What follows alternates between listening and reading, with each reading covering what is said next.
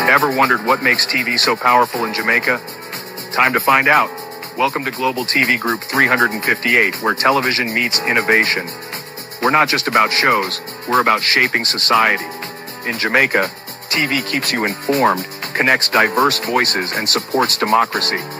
Imagine a Jamaica where broadcasters unite, sharing data and collaborating globally. That's us, a unified voice in the TV industry. Did you know TV advertising is still king? It drives website traffic, boosts brand equity, and powers integrated campaigns. Even in an age of digital, TV stands strong, resilient in tough times. Our global TV deck is your treasure trove of insights and data. With charts, graphs, and success stories, it's your guide to impactful TV advertising. Curious to learn more? Visit our website and see how Global TV Group 358 keeps television at the heart of entertainment in Jamaica. Get ready to binge watch the future. Corruption is a vile disease that sucks and drains the health out of something good. Corruption in society is an evil moral infection that keeps community in the state of perpetual sickness. Corruption is a moral virus. It's so potent, it leaves its host sick, lethargic, and unable to realize and accomplish all that a well person can. Where corruption thrives, poverty and not prosperity thrives. Wealth is grabbed into the greedy, grubby hands of those who get fat on the toil and labor of good people. Corruption benefits, only temporarily, those who participate in it. Everyone else is a victim of the theft, the deceit, the dishonesty, and the lies that corruption feeds on. You need to know that a corrupt person is stealing from you. Corruption is filthy work and despicable acts of treachery done under the table and behind closed doors. Corruption is a disgusting shame. Corruption keeps a nation back from true development and from progress. Wise investors steer clear of a corrupt environment. They would rather put their resources into a place where the playing field of opportunity is equal for all and not bent towards feeding the financial lust of corrupt, lying, cheating, thieving politicians and government officials. How many wonderful development projects have been lost because the investors didn't want to do business in a swamp of evil? When those great projects go to another nation or to some other place, we all lose. Believe me when I tell you that corruption steals from you, it steals from all of us. Corruption plunders the nation's wealth. Corrupt people compromise on truth, equity, and fairness, choosing instead to feed off the short-term benefits of crookedness, exploitation, and financial perversion. Corruption is not just a personal matter, it's a culture. It's a way of life, not just for individual people, but for companies, communities, governments, and nations. Corrupt nations, hiding behind large companies, will seek to invest in other weak nations in order to take over the assets of the nation that they've invested into. They will provide financial loans to a nation for the much-needed infrastructure, and they will do it with assets that they provide. They will sign contracts by lining the pockets of rotten government officials who participate in this kind of corruption and are then held hostage by their own deceit and greed. Corruption is nothing less than a form of theft and national robbery. A corrupt person steals from everyone in society.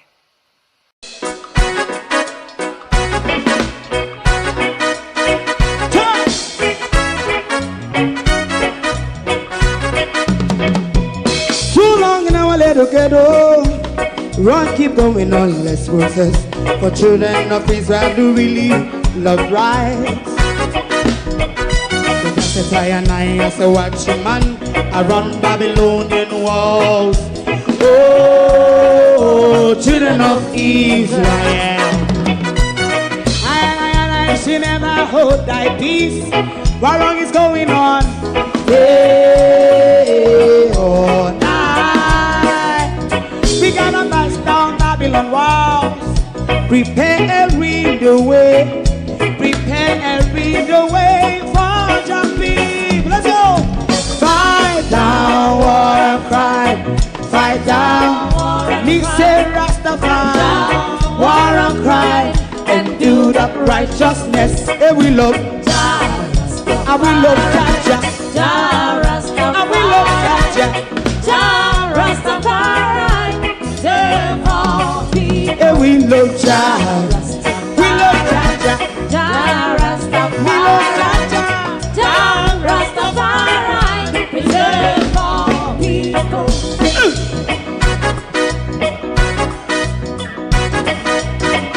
Put time away again. Listen. Yeah. Just as I and I say, watch a man, I run Babylonian walls. Oh, children of Israel. I should never hold thy peace while we penalize. Hey, oh, night. We gonna bust down Babylon gates. Prepare the way.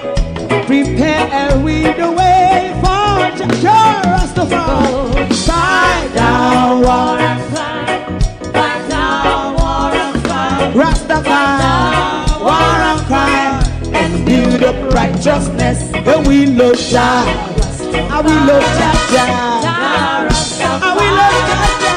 Jah Rastafari, preserve all. And we love Jah.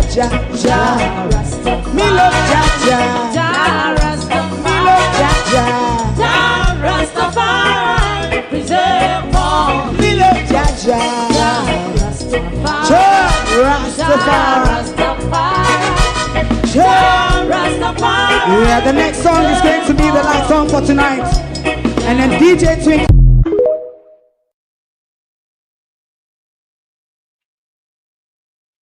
Good evening and welcome to a continuation of UC on Life Support, a series of exposure showing how friendship, bad governance, cronyism, and corruption have destroyed healthcare in our country.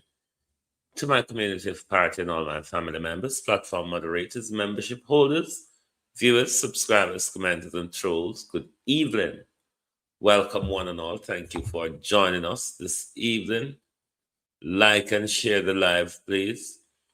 In keeping with Dr. Dawes' press conference this morning, we're going to continue to advance Dr. Dawes' exposure of the devastation in our healthcare. As to why these things are not major news, still not sure why, but what is unfolding in our country's healthcare is an open crisis, a crisis that is causing deaths, a crisis that is preventing recovery. We are not outraged, though, of the corruption, the fraud, the lack of governance, and everything that plagues University Hospital and the Ministry of Health and healthcare in general across Jamaica. This is something that ought to be highlighted. And I want to continue to say congratulations to Dr. Dawes for keeping in tune. You have been on this before the general election. You have been vindicated by the Auditor General's report. And you continue to put out a series of exposure showing the dangers to our lives in our hospital, showing how friendship destroyed our healthcare, showing how professionals are stealing from babies, from sick babies. mm, how they are stealing from sick babies, how they have run down our health care. So even doctor like Dr. Brady, who regularly come to Jamaica for the last 20 years to give their services, were unable to conduct their usual amount of surgery because our health system has been completely and utterly run down, shambolic, shambolic system we are operating in. Our healthcare, as it stands, is not really fit for purpose. Andrew Holness in 2015, healthcare was something that Andrew Holness campaigned on rigorously. Healthcare was what Andrew campaigned on rigorously. And Dr. Dawes end today's session with this. But we're going to start today's session with this. But there's one thing about using the Prime Minister's very own words against him. Another thing, though, is when you're using the person's word and the person has no recollection or no shame. In our Prime Minister's case, one might argue the latter. Hmm?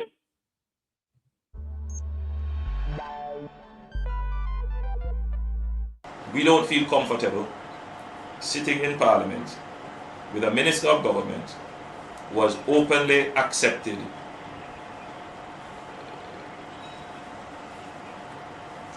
responsibility, who expresses no regret for the act, where a Commissioner of Parliament has confirmed that the act is corrupt and has referred it for prosecution, and that Minister shows no sign of wanting to resign, or the Prime Minister showing no signs of moving to dismiss the Minister. With all the sympathy that one can have for support, this is embarrassing, not only to the government as a party, not only the PNP, but to the government, to Jamaica, to all of us. Our heads bow this morning with this sort of reaction to it. So we have to take firm actions in this regard. It is a dark day for Jamaica, where the Prime Minister is unwilling or afraid to act against a minister in which the public has lost total confidence and in which the institutions of the society are all agreed that this person does not enjoy their trust or faith and has breached the confidence that the people have placed in them. I believe that this has the potential, if it continues, to bring down the entire government.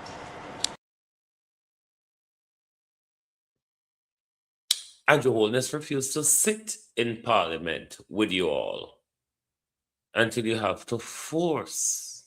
In the Azan case, he refused to sit until he was forced out. Why the PNP can't do the same thing now? PNP, why can't you all do the same thing now? Refuse to partake in Andrew legislative framework until Tufton is being removed. Andrew Holness have you removed when you were in government. Andrew Holness have you removed your people through that rebellious manner. Now let's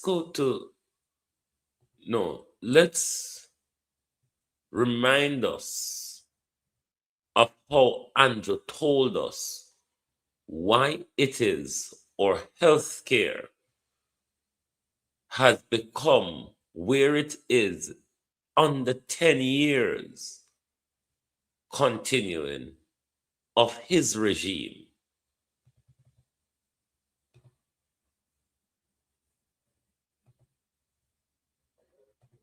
Government don't manage the economy well, your hospital get bad, your road get bad, your water supply get bad. Government don't manage the economy well, your hospital get bad, your road get bad, your water supply get bad. Not my word. Andrew says, when government doesn't manage the economy well, your road get bad, your hospital get bad, light get bad, water get bad. In context to this, Prime Minister, explain to us what is the problem that is going on at UWI? What is the problem that is going on at University Hospital? We're going to listen to the full press conference. And then when we come back on the other side, of course, we're asking for Tufton resignation. We're going to continue to ask for the immediate resignation of Christopher Tufton. We're asking that all Jamaicans phone their MP, WhatsApp your MP, demand the resignation of Christopher Tufton. If you care about yourself, if you care about your health, if you care about the health of the future generation, all of us must demand Christopher Tufton resignation. Christopher Tufton continued judgment at the Ministry of Health will only kill more of us. Christopher Tufton's continuous job at the Ministry of Health will only kill more of us. We cannot continue with Christopher Tufton. It is for all of us as Jamaicans to join in this cry.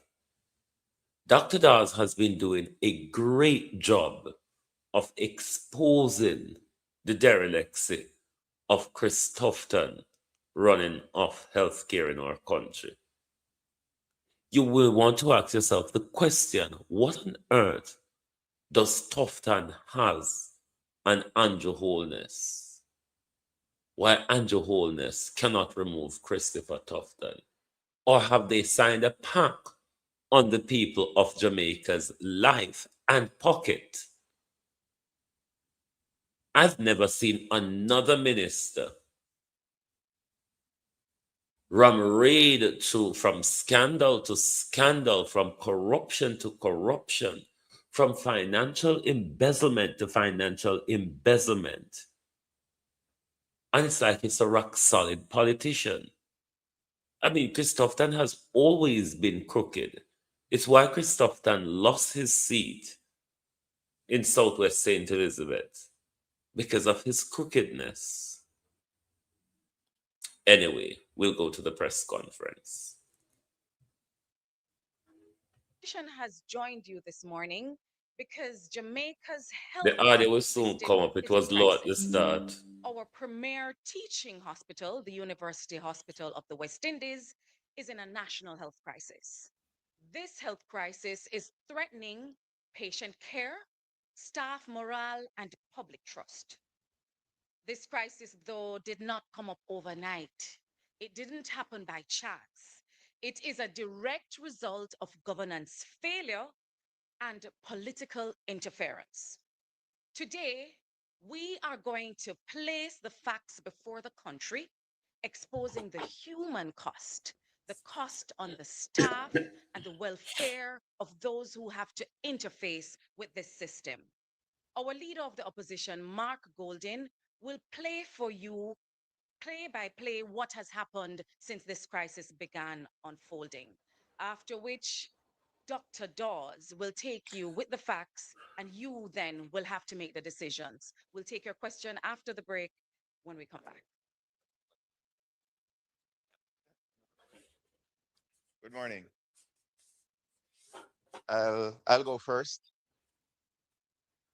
So many have been wondering, why did we take so long to do a press conference? And it's a simple reason.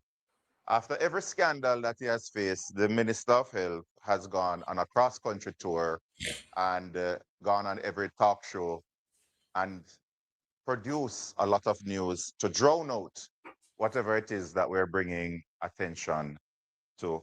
And as a result of that, he has been able to escape time and time again, scandal after scandal. So we decided to do things a little bit different. So we brought things out in the media in a creative way. And then we allowed the minister to do his usual tours. And you would have seen over the last few days that he has gone to most of the hospitals. There have been a lot of sound bites, a lot of stories. He has been on a lot of talk shows. And all of this has served to kill the Christoph Tanala Wall contact now. Them secure land at Portmore over Bernard Lad should build Portmore Hospital. This is the role play Christoph Tan and Fly Green try to pull a wool over with eye in a today's world. Hey, Jamaica people, sometimes me want elbow on you know. Me want elbow on Jamaica people. But me want poke my hand in the PNP them eye first. discourse of what is happening at the university hospital. So now that he has done what he usually does, we are now going to have the press conference that so many are dying for. So we want to bring back the attention to the University Hospital of the West Indies this morning. And the reason why we have to bring back the attention to the University Hospital of the West Indies is because it is the premier teaching hospital in the Caribbean. So it's not just a regular hospital where you go and get treatment. This is where doctors, nurses, physiotherapists, lab techs, many healthcare workers are trained. And if the university hospital loses its accreditation, it can impact on healthcare across the region. Not only does it serve as a teaching hospital and it is in danger of losing its accreditation and as a result affecting the University of the West Indies, but it sees about 10% of the Jamaican population every year, and it is a type A referral hospital. So we have to preserve the University Hospital of the West Indies. And what has been happening, especially over the last few years, is that the hospital is almost in a death spiral because of poor governance. Now, the minister has repeatedly distanced himself from what is happening at the university hospital. And he has basically cast blame on the departmental heads. We cannot allow this to happen another time. We cannot allow the deflection and the distraction to allow it's far to take away from the substantive issues. We have to stop it now because the consequences are too great. When the former board tried to enact reforms, they saw evidence of fraud, they saw procurement irregularities, and they sought to correct them. They had a CEO brought in after an exhaustive process where they had over 30 applicants. That CEO was a professional who was supposed to bring forward the reforms at the university hospital. The acting CEO of the time was not shortlisted. He was not deemed to be qualified for the job. But then the minister directly intervened and the board was dissolved. A new board was formed. The CEO who was selected to oversee the reforms at the university hospital had gone back by because they thought that they were going to work in a hostile environment. And who did this new board select to be the CEO? The same acting CEO who was not qualified for the job, according to the HR panel. This is the same CEO who has overseen the scandal that has plagued the University of the West Indies that we're seeing in the Auditor General's report. Now, when a minister steps in and fires a board who is trying to enact reforms and puts in place somebody who presides over massive mismanagement leading to this scandal that we're seeing today, he has to accept some responsibility. Because in firing the board and putting in place what some may say is who he favors, he has given his imprimatur on the governance structure of the university hospital. And then those who he favors, they go around acting, in the words of the staff, like absolute monarchs. And this has led to an HR crisis at the university hospital where disaffected staff have written letters of complaints, where they've had meetings where the notes have been sent to the board, crying out for change. They have highlighted procurement issues, irregularities. They have been sidelined from the process. There has been a mismatch between what they need to function properly and the needs of the senior management of the university hospital, leading to dysfunctional equipment and services not being able to attend to patients because there's been a reliance on infrastructural developments rather than giving them the tools they need to work with. We have to mention, of course, the Sagicor Foundation's donation to the hospital. And it is being spun as if we are attacking a private sector entity. No, we're not. We feel sorry for Sagicor because Sagicor had all good intentions to help the pediatric unit at the university hospital. The pediatricians were very involved in the Sagicor Foundation's efforts to raise the funds. But then Sagicor was misled, hoodwinked, taken for a ride by senior managers at the university hospital who told them that the pediatric department had bought into the reallocation of the resources. So instead of the $75 million going towards the pediatric ward that it was initially earmarked for, it went towards a CT scanner purchase. And the poor organization, not knowing what was going on, went along with it. The pediatricians were basically told by some managers that they are not getting the money. The money is going to be used elsewhere, and they have no say in the matter. In their words, they feel like they were used. And it's situations like this that has led to low staff morale and has led to poor service at the University Hospital of the West Indies.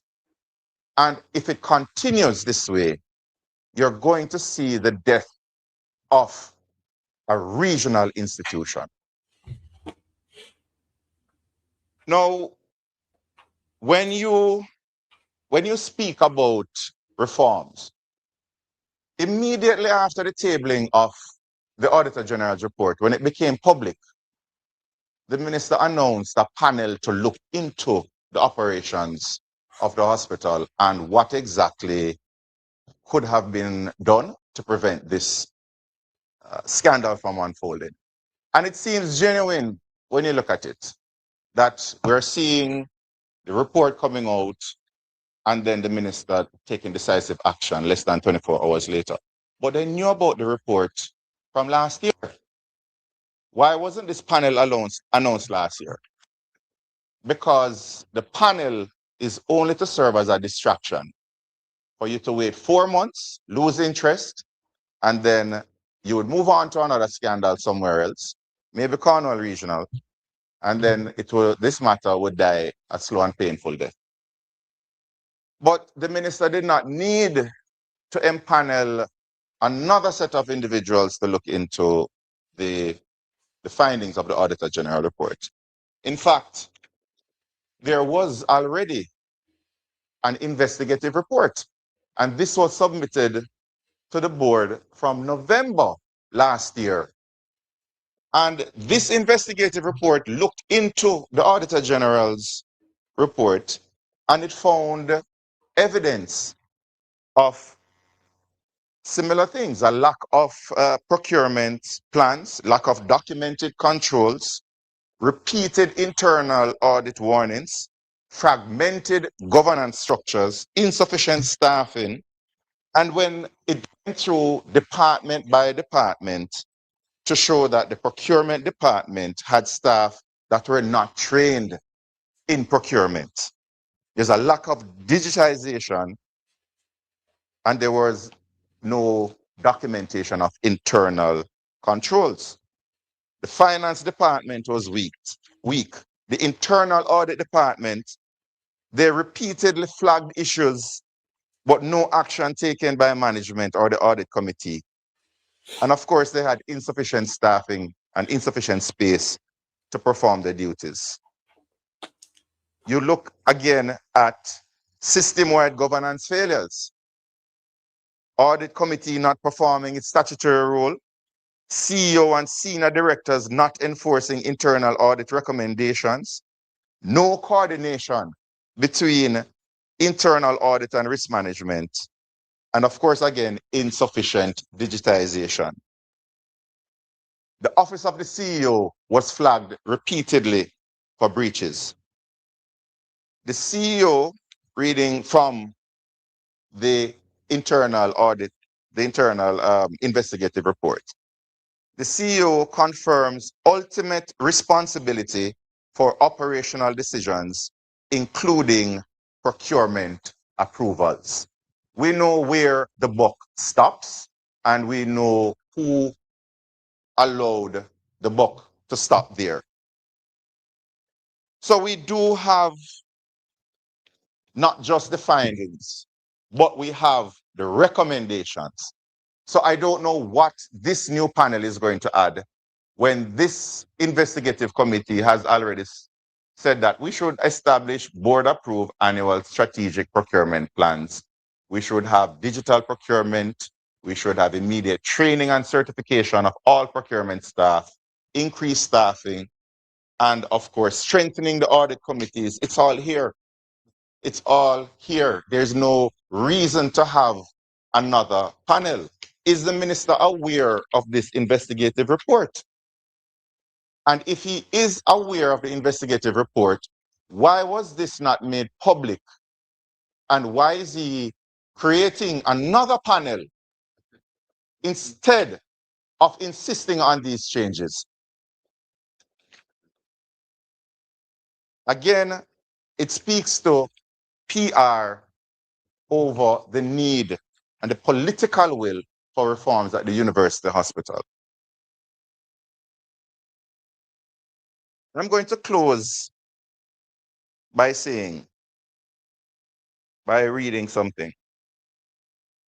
In spite of everything that's happened, repeatedly, scandal after scandal that have been brushed away by an untouchable minister with his untouchable servants, we have to take firm action in this regard. It is a dark day for Jamaica, where the Prime Minister is unwilling or afraid to act against a minister in which the public has lost total confidence, and in which the institutions of the society are all agreed that this person does not enjoy their trust or faith and has breached the confidence that the people have placed in them. These are not my words. These are the words of Dr. Andrew Holness when he was leader of the opposition. Thank you.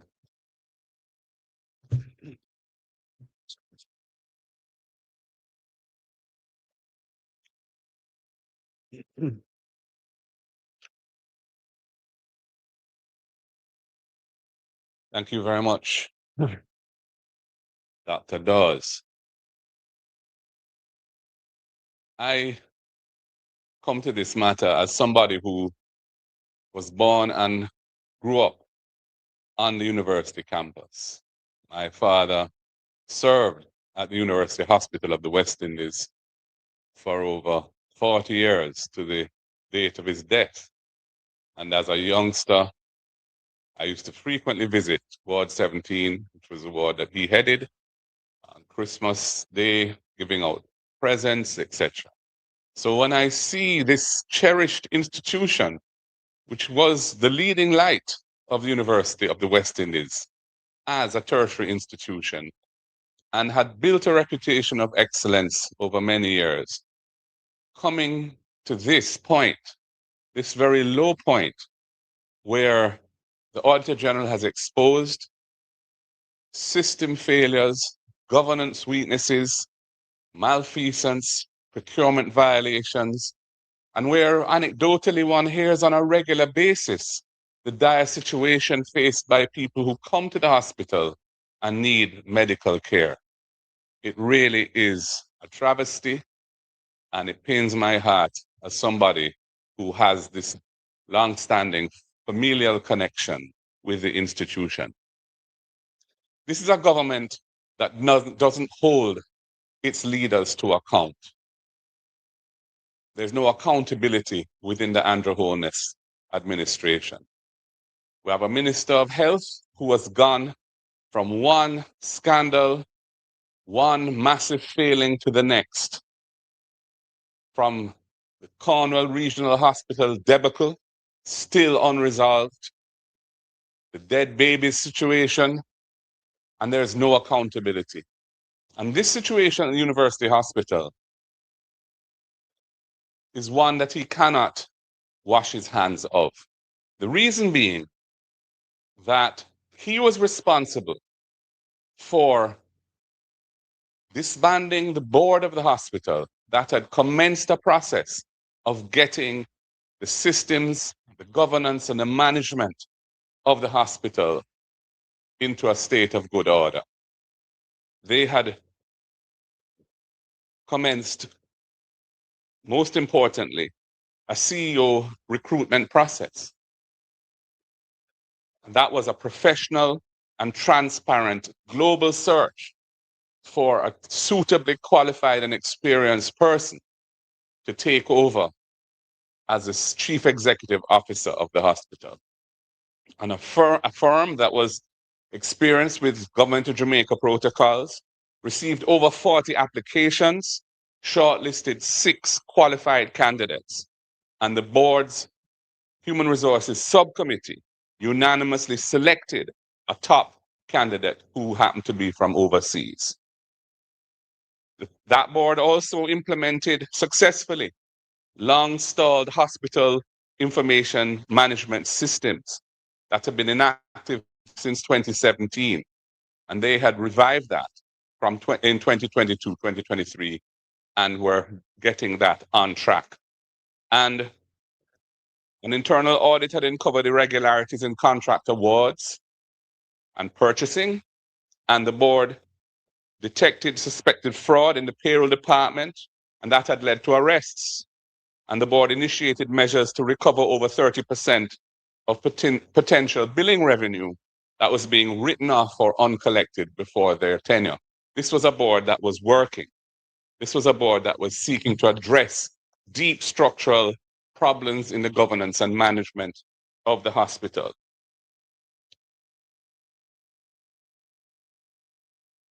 The account of the then chairman of the board that was dismissed, I think, in December 2023, speaks to the selected CEO candidate having withdrawn due to unwarranted pushback from elements that were opposed to this positive change. Prevention of the automatic permanent appointment of the acting CEO. Seeking to do that, the board voted to appoint another senior director as acting CEO because they were faced with a situation where the chosen person was effectively driven out. And they did not want to return to the status quo, which they were seeking to move away from in a positive direction. And that is when the minister intervened, overturned that board decision, insisting that the former acting CEO remain and that the search for a new manager, new CEO be restarted. The then chairman resigned on December 4th in the face of this interference, stating that the situation he had found himself in was untenable. And the minister then dissolved the entire board and appointed a new one. That is the context in which this Auditor General's report must be seen. This Auditor General's report that has uncovered numerous serious failings in governance, procurement, and general management.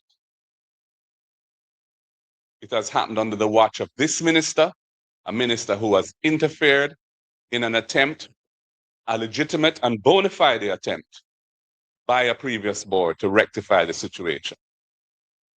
Most importantly, from going through a process to recruit a suitable and qualified person to take over the day-to-day responsibility of Chief Executive Officer, a process that was thwarted and the status quo was allowed to remain, and we see where we are now in a mess.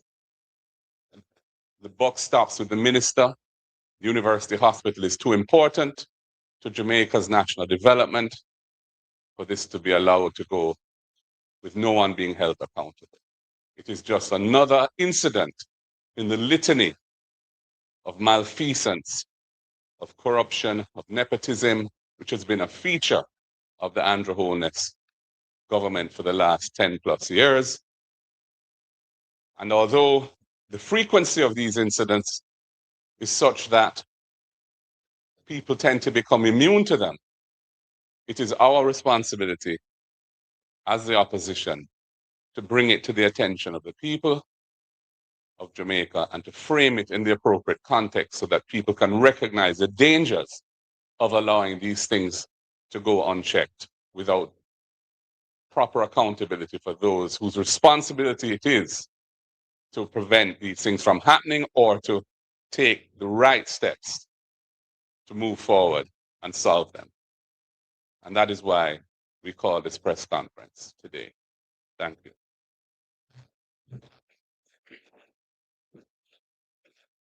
Now, there you have it.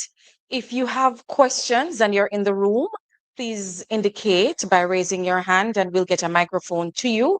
Please say your name and the news agency you represent. If you are online via Zoom platform, please use the raised hand icon.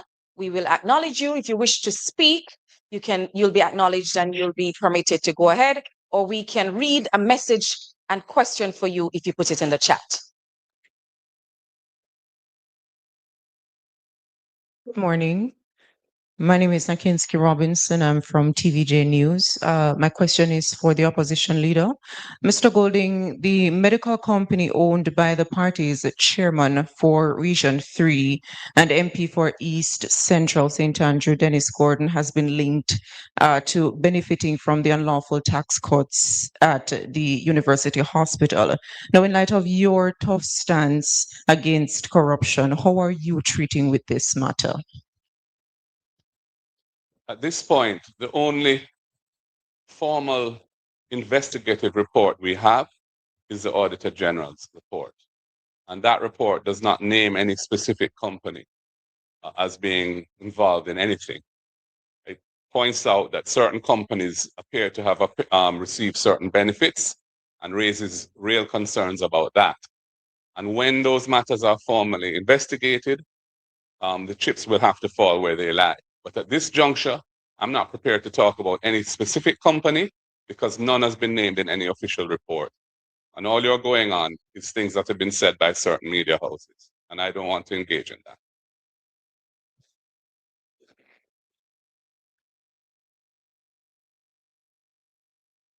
A follow-up to that question, Mr. Golding. Siobhan Campbell from Nationwide News. The matter raised by my colleague, have you actually raised it with the chairman of Region 3, that's Dennis Gordon? Has he given you an explanation or an answer regarding the allegations raised?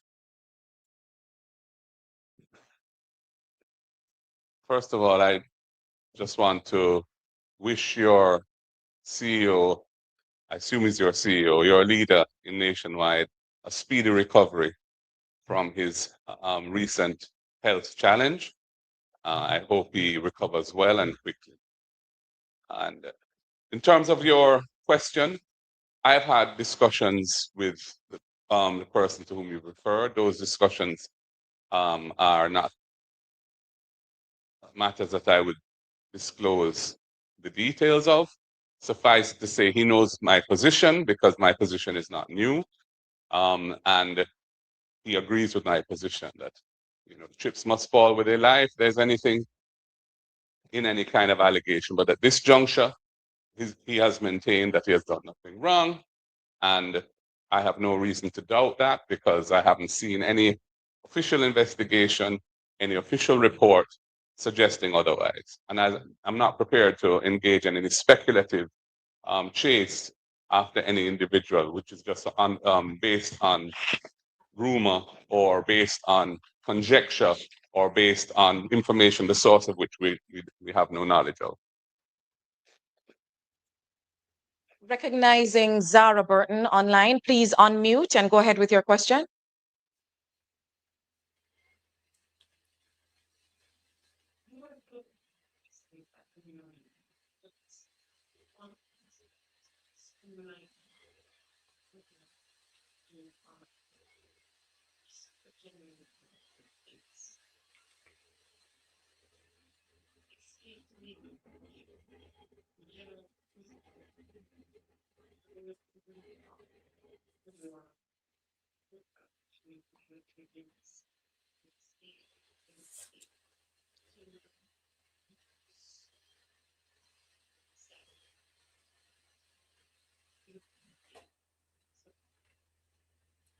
Zara questions are always long, but they might not pick it up. But we say press along, scenes, press along.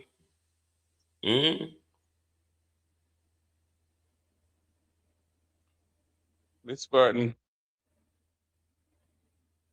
if there has been any instance of taxes or duties that are properly payable having not been collected because of the way in which things were done, and those things were an improper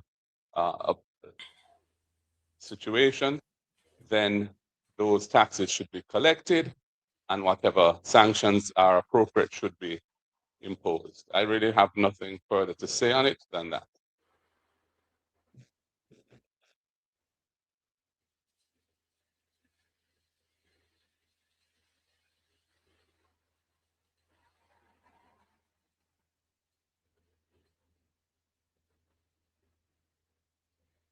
It would be good to hear Zara's question, though.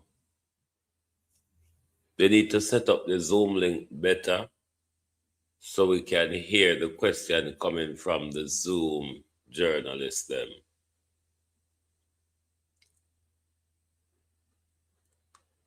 But it's not a surprise.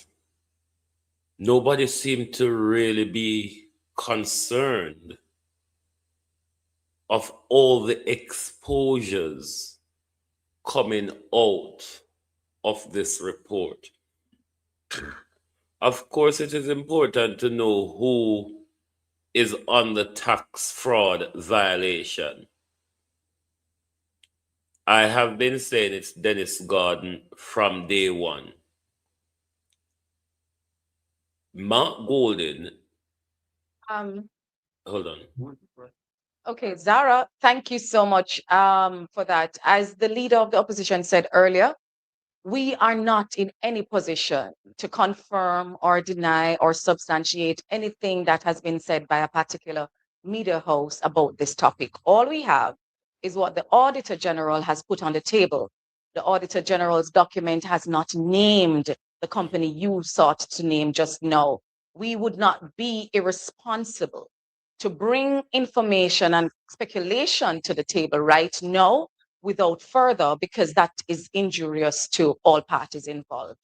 As the leader said, his principle and the principle of the People's National Party is that the chips will fall where they lie. All parties are aware of this position. Please go ahead with your question, Siobhan. Yes, unless there's more questions regarding this matter, I did make a promise to my listeners that I would ask this the next time I had an opportunity, so I bring it here. We're still in the recovery phase from Hurricane Melissa. The People's National Party has courted donations from individuals on behalf of that effort. Is it the intention of the opposition to make available to the public what has been collected in terms of the quantum and what that sum has been used for in the spirit of accountability? Well, the People's National Party has always been very transparent and open with our financial accounting. Annually, that is published, audited financials, and I'm certain that this will form part of that process. In the meantime, we urge the government to be transparent and candid and to tell the nation what they've done with the millions they've raised in the name of Jamaica to build back constituencies such as South St. James. We're still waiting to get some of that. So, yes, we have put in place a structure. We created a new structure after Melissa with a national disaster risk management committee within the party. There's a chairman who is Fitz Jackson. There's a projects director who is the treasurer of the party, Senator Keisha Anderson. And part of their mandate is to ensure that there's full accountability and accounting for any relief that is administered through the party. So those reports will be prepared and will be made available in the appropriate channels. What I would say is that what we have heard is that there have been many billions of dollars of emergency procurement by the government. Emergency procurement means that there is no proper tendering and you don't know whether you're getting value for money. Now, I'm not saying that the circumstances didn't warrant using that procurement methodology. What I am saying is that the accountability for those resources becomes all the more critical. And we don't know what mechanism the government is going to provide to assure the public that those resources have received value for money. I remember arriving in Black River a few days after Melissa, and I saw a member of parliament, not from St. Elizabeth, on a street corner. And when I asked, I was told trucks were being used for the cleanup. So there you go. From the day one almost, the potential for nepotism, the potential for persons getting the benefit of their inside connections was being manifest. And so I feel that this is very important and that I ask the media to ensure that they hold or try their best to hold those who are responsible for these huge resources being expended are held accountable for how it's being done. Similarly, in relation to the university hospital matter, I realize that the media is fixating on the allegation made by one media house. But when you look at the report, there are many important issues in that report that need to be addressed and should not be swept under the carpet. There are multiple players involved, and it's important that we don't abandon any kind of balance in how we deal with this thing and focus on what is actually before us from a credible source. And the only credible source presently having provided any information to the public on this is the Auditor General through her report. And to the extent that she has findings in there that warrant further investigation, I expect those further investigations to be done by the appropriate authorities. And when they make their findings, we will address them. But at this point, we're not proceeding on the basis of speculation, character assassination, or anything of that nature. As I said, I have spoken to the persons involved. They have given me certain assurances, and at this juncture, I'm waiting to see how the matter develops in light of the report that we have, which is the Auditor General's report. Recognizing Janella Perseus. Please unmute and go ahead.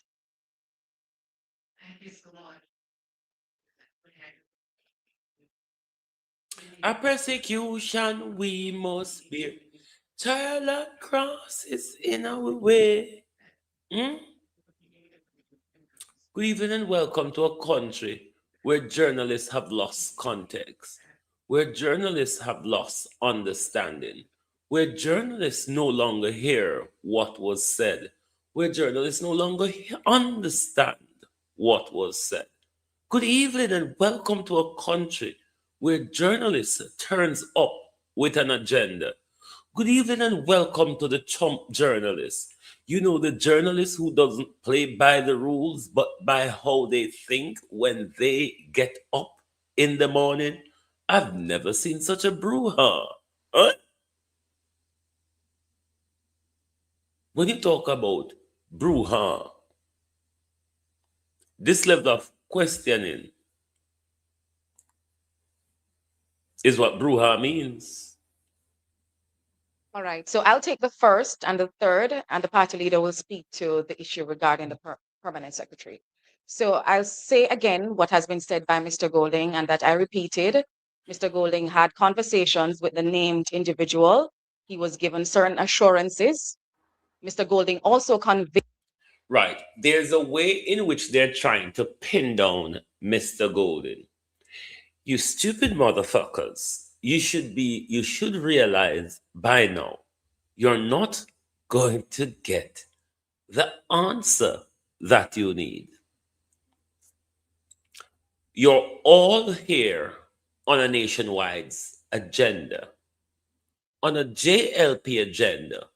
When we say journalists are cocksuckers, butt scratchers, boot lickers, and pocket pickers, it is playing out right in front of you at high speed. It is playing out in front of you at high speed. They're not able to drive by a local road. To the member in question that the party's position is, as is Mr. Golding's, that the chips will fall where they lie. With respect to the third question, today we are discussing a national health crisis that has the potential to derail the health conditions of many mothers, children, lots of people who are sick and needing health care. We wish to focus this discussion on that topic. Don't you want to cuss bad word Jamaica? When you listen to all of what was said, when you listen to all the information that came out of the 5 episode from Dr. Dawes, and they're focusing on Dennis Gordon alone, where the health ministry is crumbling, the major teaching hospital for the Caribbean is flat on its face. Corruption, lack of transparency, bad management, nepotism, cronyism, financial misappropriation, financial embezzlement, and downright crime running up the organization. Nobody in journalist land is aware of what is going on. You're not frightened?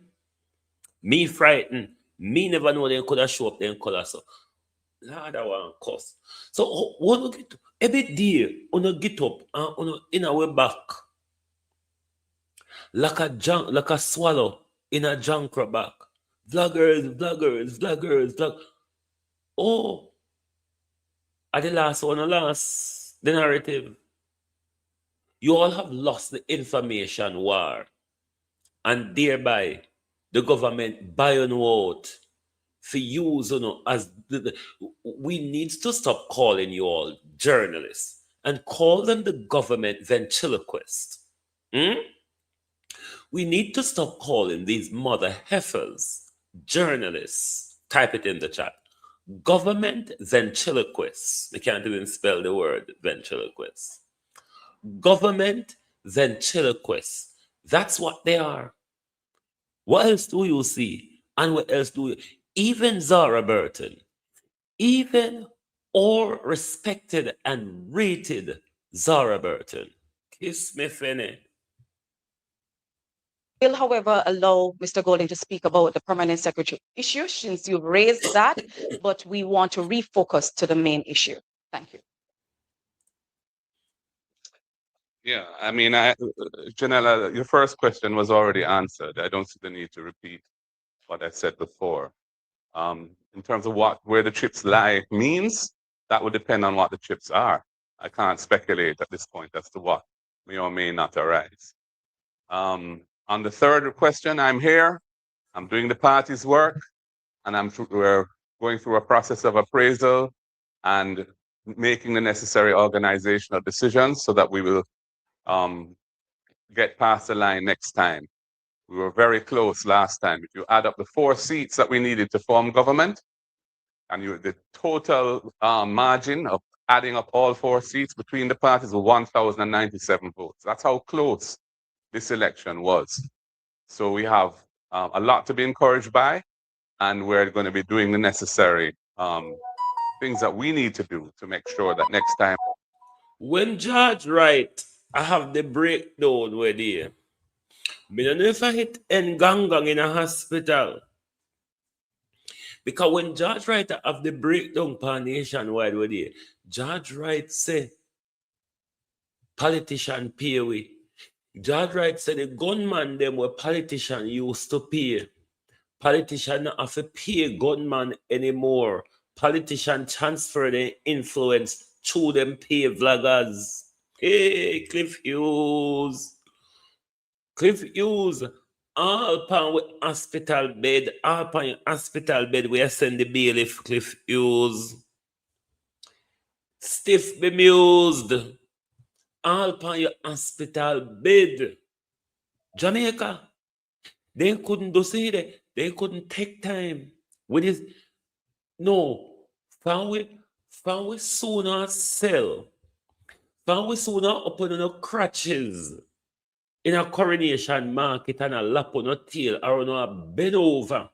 In a coronation, me never saw no do it so plain before. I want cuss. Me never saw no do it so plain before. Almighty and everlasting God. Dr. Tufton did. Dr. Tufton fall off at the edge of the earth.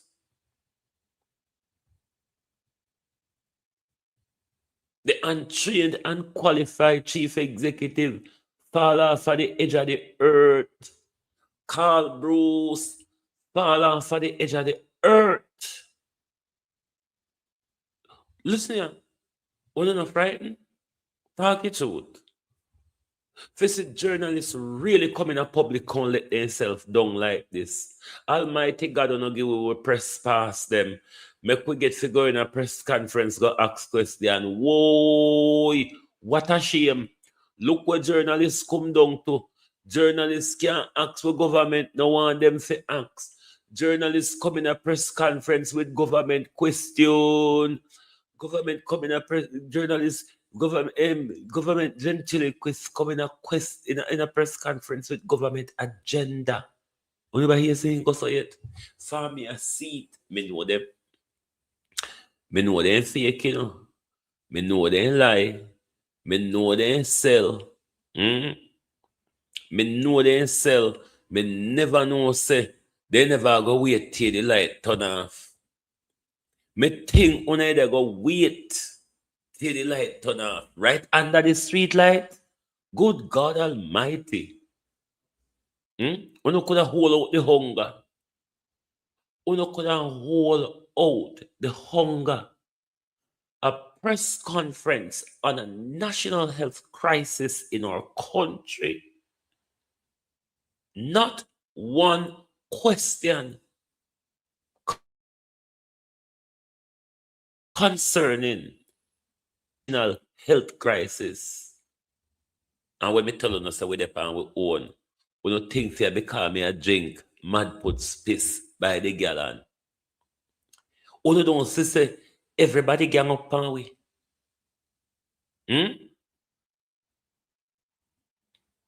The tax fraud and a Dennis Gardner alone benefit. Dwayne Simmet benefit too. Donovan Williams benefit too. Eh? So why is it that we don't have a zoom in focus on Dennis Garden? Of course, we want to explore all of them because we start calling for Dennis Garden name from day one. Coming in on nobody's pocket. But to see how Tufton run down with healthcare, and none of the ventriloquists that came to the press conference asked one question concerning the killing machine in our country. Me want cuss tonight, me want cuss, but me not cuss. Because if you celebrate the end of journalism in our country and the era of government ventriloquism, what a backside of Papa where? No, sir. What they may you call judgment? Round. We cross the tape first. In terms of the second issue, my concern is that the permanent secretary in a ministry is a very senior position in the civil service. That person is the administrative head of the ministry. It's a permanent secretary. It's a permanent position that lasts for the career of that individual normally, once they're appointed, the rest of their career. And our tradition and our expectation is that the persons who hold those positions are not politically connected, are not known to have any kind of political affiliation or connection, because they have to serve successive administrations and must command the trust and confidence of the government of the day, which will change from time to time in a democracy such as ours. And that is the reason why I objected to this particular appointment. I have nothing against the individual concerned. Indeed, I've had quite cordial and productive dealings with her over the years as an MP when she was in her former position. It's nothing to do with her as an individual. It's the principle of this which is important. And we mustn't allow our principles to just slide away. At the end of the day, we're just governed entirely by opportunism and what suits the power interests of those who hold power. We must protect the democracy that we have and not take it for granted. Surely international events show the importance of that. And that is why I said what I said in relation to that specific appointment.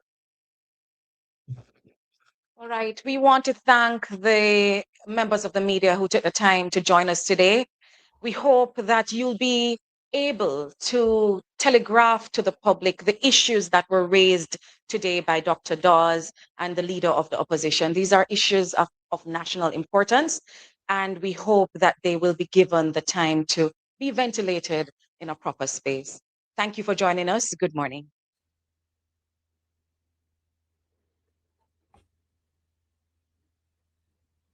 The only possible way,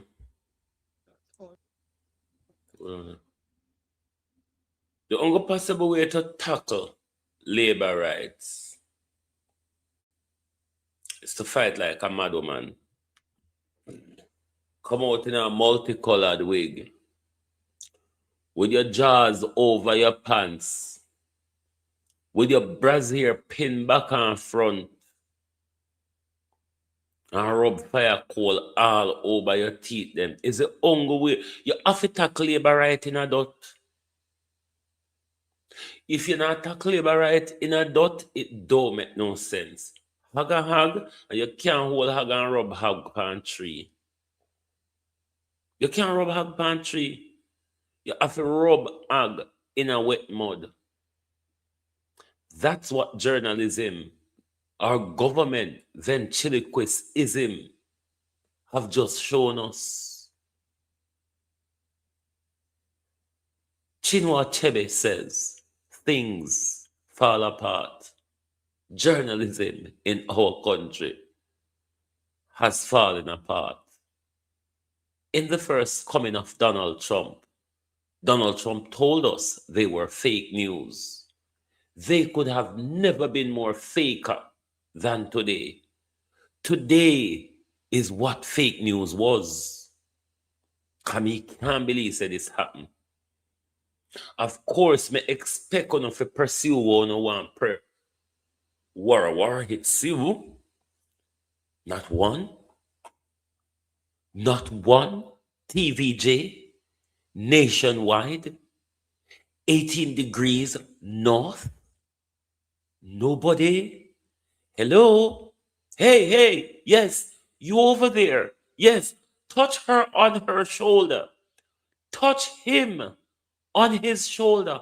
Are you still there? Were you hearing? Did you heard what we heard? No, sir. They never did it. They couldn't did it. Me shame, you know?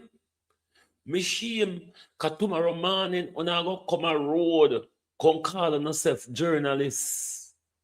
But me I beg on to walk and tell every vlogger said they are no longer journalists, they are government ventriloquists. Because Tufton packed a lunch kit. Tufton packed a lunch kit and put like a book in a them khaki rucksack. I remember the days that when the millionaire they will use the leftover khaki and make one rucksack for it.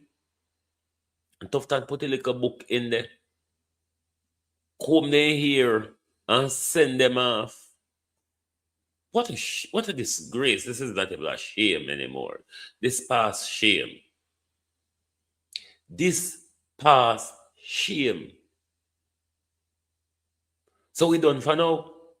We done for now. Because to say, if every journalist, if every government, if every ventriloquist in a Jamaica decides say, at the government side with the pan, how much you get paid, Zara? We know nationwide the pan budget, TVJ the pan budget. Zara, how much you get paid? I mean, couldn't you all have the opportunity to ask the same question twice? Zara Burton, you asked the same question twice. TVJ, General Press Use, you asked the same question twice. Lady Siobhan, I'll know me not in nationwide talk about accountability for the billions and gazillions, not even we're missing when they walk and beg on behalf of the people them was still a role in adult.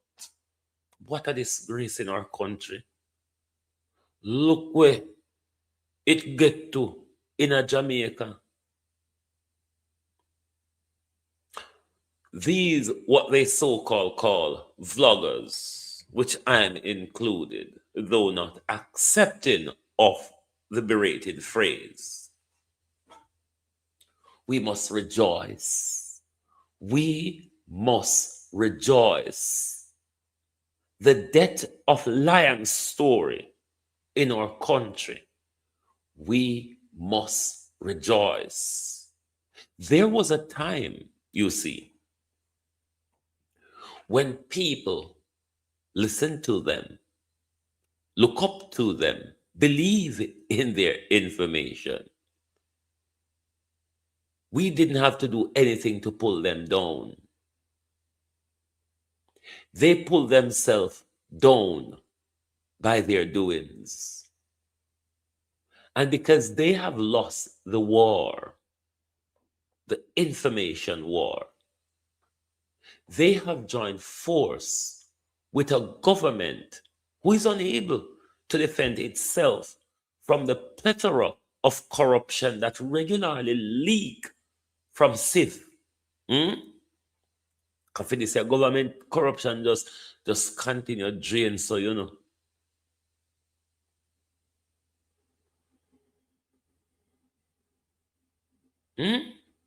No, sir.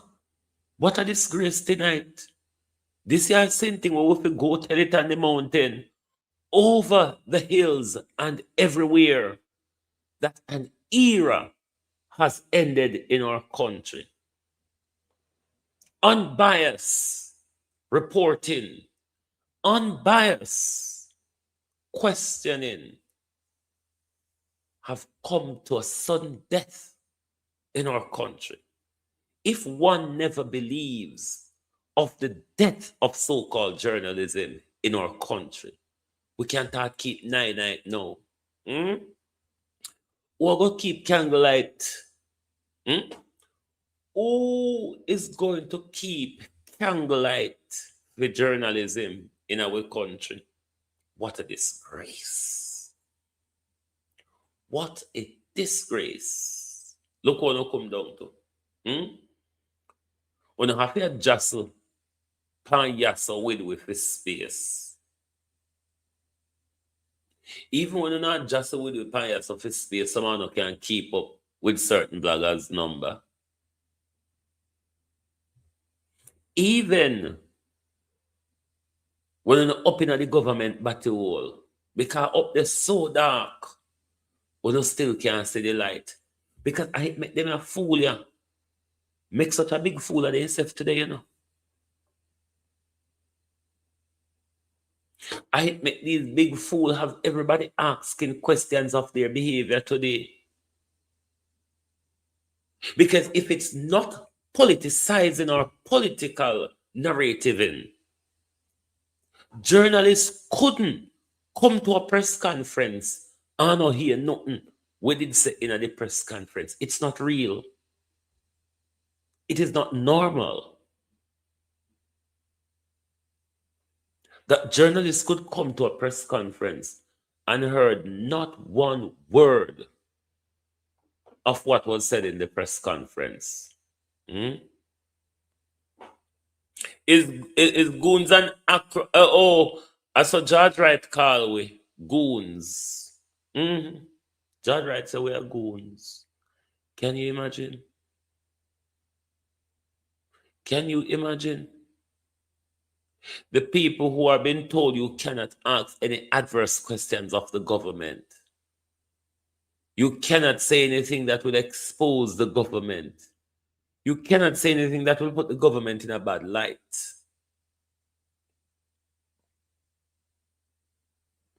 We fit piss pan them when we see them. When we see them, we fit piss pan them and say we did thing at 3 them be. Because then just turn up there so. When we see them, we must piss pan them. You ever see dog or everything a piss and go piss pan something? When we see these people, we must piss pan them. Look pan who attack. George Wright and Cliff Hughes were in a tax embezzlement. Remember Cliff Hughes? People have to run with from your radio station when you take tax out of their money and they find out so you not paying any tax. Cliff Hughes, on your hospital bed, we want with money. All of your graveside, Cliff Hughes, we a ball and a ball for with money. Cliff Hughes were registered with how much a billion. We 1.2, I think a 1.2 billion. We're registered against your estate, Cliff Hughes. We have the tax document. So we're going to register it against your estate. So I'm going to confirm that in our country. You understand? Because you're Huawei. And we're going to want your debt even out of your even out of your estate. But nationwide don't surprise me because everybody knows a nationwide in a vlogging long time. Everybody knows a nationwide in a vlogging long time. What a jump down TVJ and Zara Burton. Zara Burton who have an international standard. Zara Burton, I know them pure Jamaica, you know. Zara Burton report for the International Media Organization Writers. And I think sometimes possibly AP Associated Press. Yeah, Writers and Associated Press, two of them. have a linkage together. Are you aware of that? Zara is an international journalist. Zara is not a put. So Zara Burton, of all person, today, giving back Sikanovas. No, sir. Dr. Tufton threatened Zara. Dr. Tufton, how are you threatening Zara, say? Remember, you always a go at Zara. And to see meat pan Dr. Tufton bone and Zara no want a bite. Dr. Tufton, what you threatening Zara, say, sir? Remember, so no did shoot at one integrity man, you know. Dr. Tufton, or is it Tufton with the article? What you threatening Zara, say? Because Zara can't come. Zara can't see so much meat pan your bone, Dr. Tufton. I don't want a bite. Giving you and Zara track record. All this goes so. You not frightened, Jamaica? Me frightened. Me frightened. Me never know say everybody couldn't expose themselves in one room. They need to write up on the door that the room of exposure. Mark Golden them need to write up on the door that the room of exposure. Me frightened, you know? Me frightened and me shocked. So journalists left their ears a yard. Journalists put on government ears and government mouth. Come a press conference with me shock. Me literally frightened. Me literally couldn't believe say they don't hear nothing what Dr. Dawes say. Not one word. Me couldn't believe say they don't hear nothing about the CEO. Me couldn't believe say they don't hear nothing about the risk surrounding healthcare in Jamaica. And you don't believe it? Me don't think it goes so. Something can go so. You not sure say I'm not dream? Everybody at the same time. Then I saw Melissa money go on. No, man. No, sir. Melissa money go on terrible. Jesus Christ, and we don't get nothing. No way to go spin we roll upon this.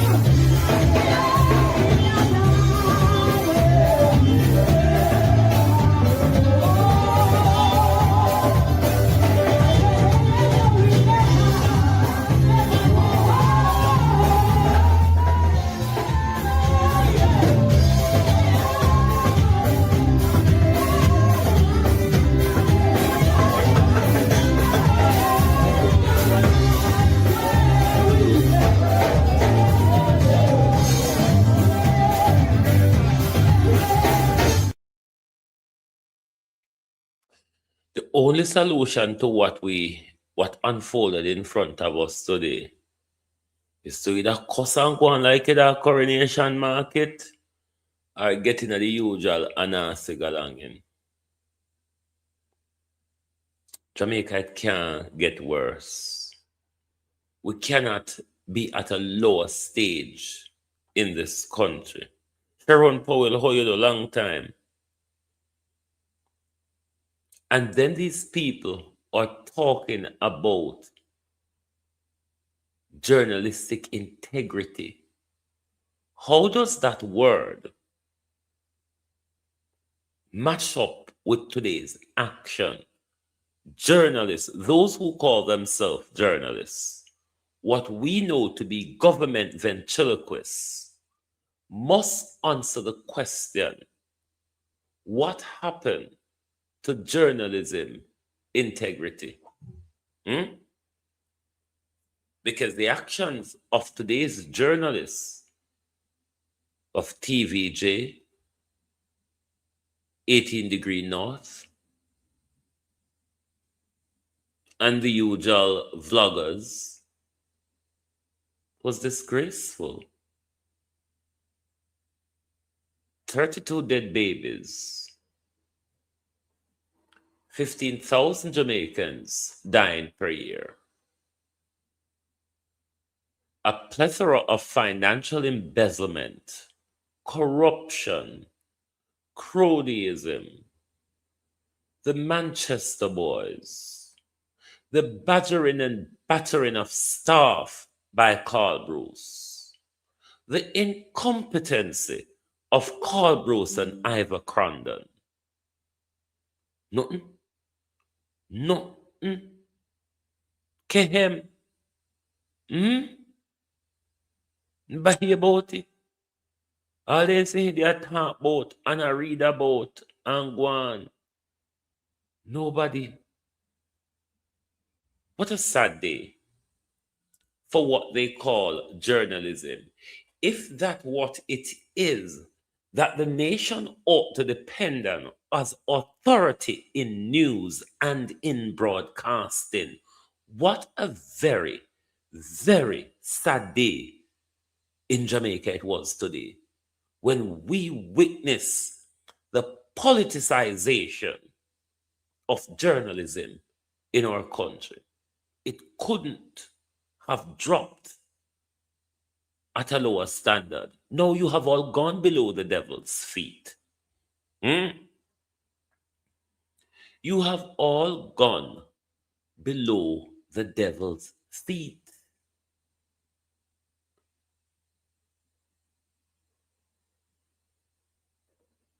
Why do we become such a big problem? We really cannot stand up to the scrutiny. We cannot be honest and fair because government ventriloquism is about money, power, and sucking up to the government and be invited to the government press party on an annual basis and to have a seat at Cliff Hughes' Batty Party on the 31st of December on a yearly basis. Come in and see what else una do it for. The little money won't do it fine. If una admit at a bad care private ward a Yui, it a go suck out the little 2 pence. And if you will run down and lose its accreditation, we nurses and doctors them going to have to go train in another country. We couldn't get them full training and full qualification because we lose our accreditation. We're not at the standard anymore. So even if the money won't sell on yourself, on the benefit go foreign, go get foreign treatment. If Donald Trump allow you to come, because I love go to Miami for treatment. If Donald Trump allow you, money can't save life. Money can't buy dignity. Money can buy success. Money only buy things that are of necessity or things that allow you to show off on people. That's the only purpose of money. Other than buying the things that you want, need, or want to have as excess, it serves no, that piece of paper have no other value. Not even when they write on it, it don't value. You gave it a value though. Hmm? And it journalists sell out themselves a piece of dirty paper. A piece of dirty paper. And then no one come out here, come face the with we. And I walk with on the front on the back part on the forehead where everybody a walk and paint in a hit. Hmm? And everybody a walk and stick finger or otherwise in a hit. Because this wasn't fair reporting today, may I add. There was nothing fair about today. I have no issue with una asking question about Dennis Gordon. That is not the issue. The issue was after two speakers in the conference, in the press conference, you all heard nothing of what was said, but you took a particular zoom in to one person, to just the PNP that benefited, when two other labor benefited from the tax fraud. The tax exemption fraud benefited three companies, two for labor, one for PNP. And journalists, come on, so-called government ventriloquists, turn up at the press conference and only care about one of the three companies that benefit from the tax exemption fraud. What can go so? Hmm? If I know the government send no, if I know the government pay no, if Dr. Tufton Badman never sent catching, never put a gun to no head, what else was it? Me couldn't come disgrace on yourself in front of the whole world today. Hmm? And then Jamaica people, who don't like to rub up on yourself with international people, who don't love to judge on yourself against international people. One thing with Donald Trump, stupid as the motherfucker be, he will turn up and take question for the whole day because the bullshit love for both off and brag off. And he will take any question toward him, if he catch a war with you over it. But can you imagine a healthcare crisis in our country? And journalists turn up a press conference, a play government what's him call it? A play government blogger? And then tomorrow morning, when they get on the high horse, then talk about, you know, see why me can't have no respect for these people. You know, see why me can't have respect for people in power and authority. Hmm? Are you aware of the power of refusal? Do you know that one of your power is the power of refusal? And that power of refusal is one of the most powerful things to stand against the system. The refusal to stay silent, the refusal not to ask questions, the refusal to go along with what they say, the refusal to comply with bullshit, even when you know it's bullshit. Do you understand the power of refusal? Hmm? Because when we go with them calm and gentle, you know, then get to complete their agenda. When we refuse to comply, when we refuse to be ignorant, because that is one of the things that is plaguing us as a society in Jamaica. We are ignorant to all of the crimes that they hit us with. The day we start refuse to be ignorant, politicians will behave differently. But because they can play on the ignorance,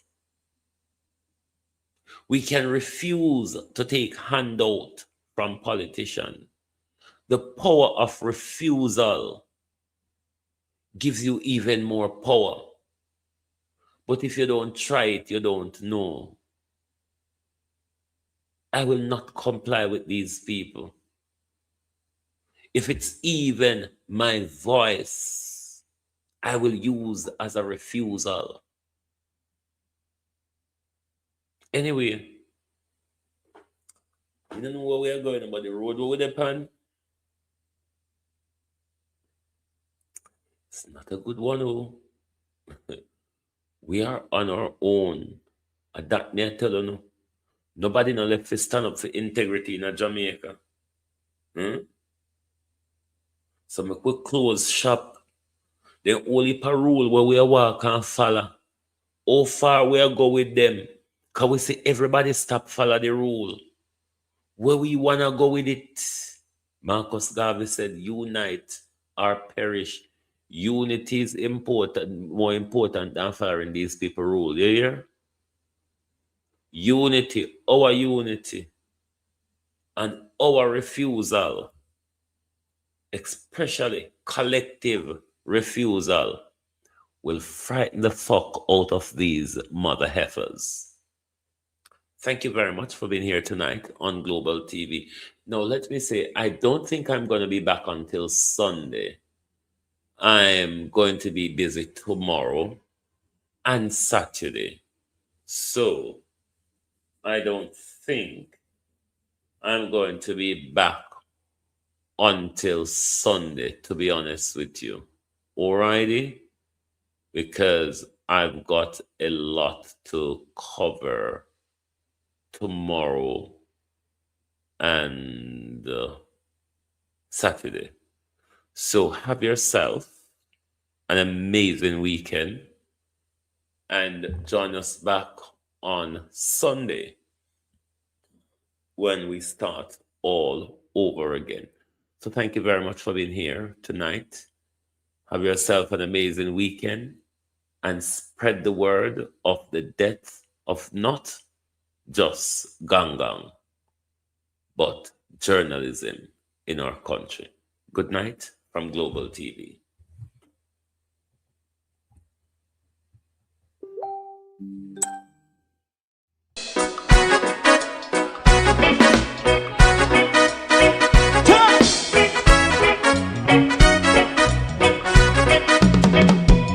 Too long in our little ghetto, run keep going on, less process. For children of Israel do really love rights. So just as I and I as a watchman, I run Babylonian walls.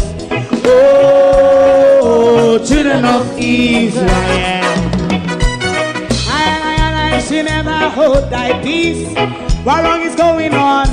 Day or night, we gotta bust down Babylon walls.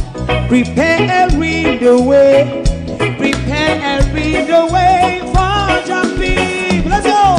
Fight down war and crime, fight down war and crime. Say Rastafari, war and crime, and do the righteousness. And we love Jah, and we love Jah, and we love Jah, Rastafari, save all people. And we love Jah, we love Jah, Rastafari, we love Jah, Rastafari, save all people.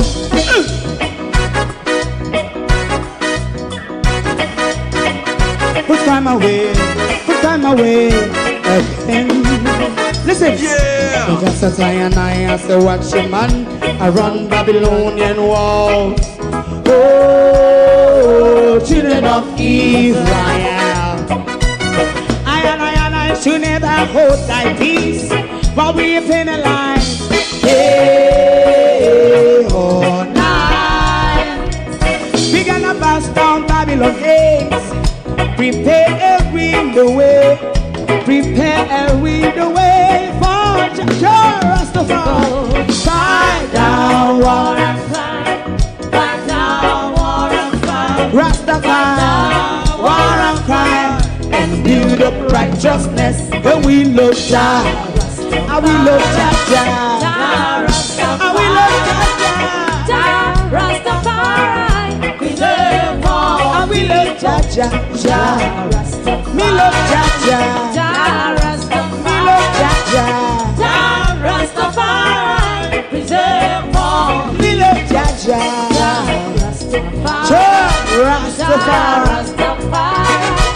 Rastafari. Yeah, the next song is going to be the last song for tonight. And then DJ Twink. If you don't like missing out on the latest shows but still enjoy classic hits, then Global TV Group 358 is your perfect match. Global TV Group 358 isn't just another channel, it's your ultimate TV experience. From breaking news to binge-worthy dramas and timeless classics, we've got it all. Our unique blend of original content and global favorites means there's something for everyone. And guess what? With GTVG's seamless streaming, you can watch anywhere, anytime. Plus, our interactive features let you be part of the action. So, whether you're a seasoned binge watcher or a casual viewer, Global TV Group 358 is here to keep you entertained day and night. Don't just watch TV, experience it with Global TV Group 358. Subscribe now and never miss a moment.